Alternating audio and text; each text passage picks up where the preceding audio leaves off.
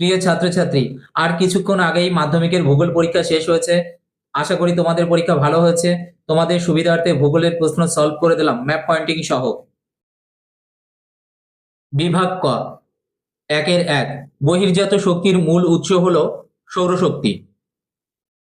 1-2 পার্বত্য হিমবাহের পৃষ্ঠদেশে সৃষ্ট গভীর ফাটলগুলিকে বলে ক্রেভাস। 1-3 হেটারোস্ফিয়ারের প্রথম স্তরটি হলো আণবিক নাইট্রোজেন স্তর। 1-4 আল্পস পর্বতের উত্তর ঢালে যে স্থানীয় বায়ুপ্রবাহের ফলে বরফ গলে যায় তা হলো ঘ অপশন ফন। 1-5 শৈবাল সাগর দেখা যায় অপশন ক আটলান্টিক মহাসাগরে। 1-6 পৃথিবীর উপর চাঁদ ও সূর্যের মহাকর্ষীয় আকর্ষণের কারণে সমুদ্র জলতলের নিয়মিত উত্থান ও পতনকে বলা হয় ঘ জোয়ার ভাটা।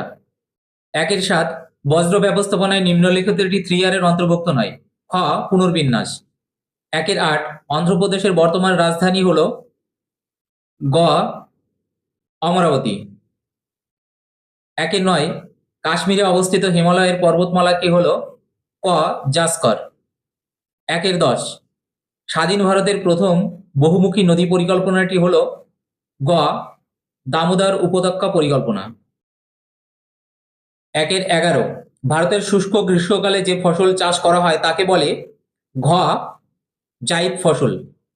1-12 ভারতের ভারী ইঞ্জিনিয়ারিং শিল্পের একটি উদাহরণ হলো খ রেল ইঞ্জিন শিল্প। 1-13 ছত্রপতি শিবাজী আন্তর্জাতিক বিমানবন্দর হলো মুম্বাইতে। ক 1-14 উপগ্রহ চিত্রে গভীর অরণ্য যে রঙের সাহায্যে দেখানো হয় তা হচ্ছে গাঢ় লাল। ঘ 2 প্রশ্ন শুদ্ধ অশুদ্ধ নির্ণয় করো 6টি। 1-1 বিজ্ঞানী বাগনল্ড তির্যক বালিয়াড়িকে বারখান নামকরণ করেছেন। অশুদ্ধ হবে। মেসোস্ফিয়ার স্তরের উষ্ণতা বৃদ্ধি উচ্চতা বৃদ্ধির সাথে হয়। 2-1-3 জেট বায়ু জিওট্রপিক বায়ুর একটি উদাহরণ। তালবস্যস্যু।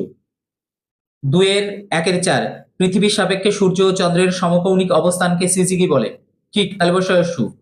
2-1-5 ভারতের সর্বনিম্ন জনবহুল রাজ্য হলো গোয়া। ভুল। 2-1-6 উপকূল অঞ্চলে লবণাক্ত মৃত্তিকায় ম্যানগ্রোভ অরণ্য গড়ে ওঠে। ঠিক তালবস্যস্যু। উপগ্রহ চিত্রটি স্কেল অনুসারে তৈরি করা যায় না। তালবস্যস্যু। 2-1 অবরোহণ প্রক্রিয়ায় ভূমির উচ্চতা ক্রমাগত হ্রাসপ্রাপ্ত হয়। 2-2 মরুভূমি অঞ্চলে বায়ু ও জলধারার মিলিত সঞ্চয় কার্যের ফলে গঠিত সমভূমিকে বাজাদা বলে। 2-3 দক্ষিণ গোলার্ধ। 2-4 গৌণ জোয়ার। 2-5 CFC-12। 2-6 থর মরুভূমির কণ্টকাকীর্ণ তৃণভূমি। 2-7 কম্পোস্টিং। 2-3 2-1 উত্তর হবে কিউসেক। 2-2 উত্তর হবে 100%। 2-3 শীতল সমুদ্র স্রোত। 2-4 উত্তর পারদ। 2-5 নলকূপ। 2-6 দক্ষিণ পূর্ব ভারতে। 2-7 ইন্টারনেট ব্যবহারের দিক থেকে বিশ্বে ভারত দ্বিতীয় স্থানের অধিকারী। 2-8 সমোন্নতি রেখা। 2-4 ডান দিক বাঁ দিক মেলাতে হবে।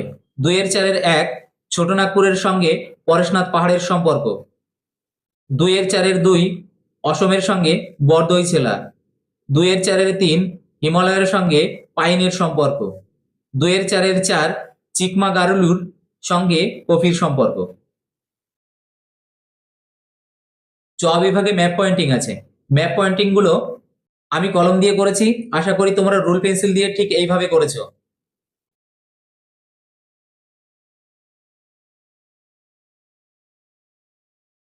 ছ নম্বর প্রশ্ন শুধুমাত্র দৃষ্টিহীন পরীক্ষার্থীদের জন্য।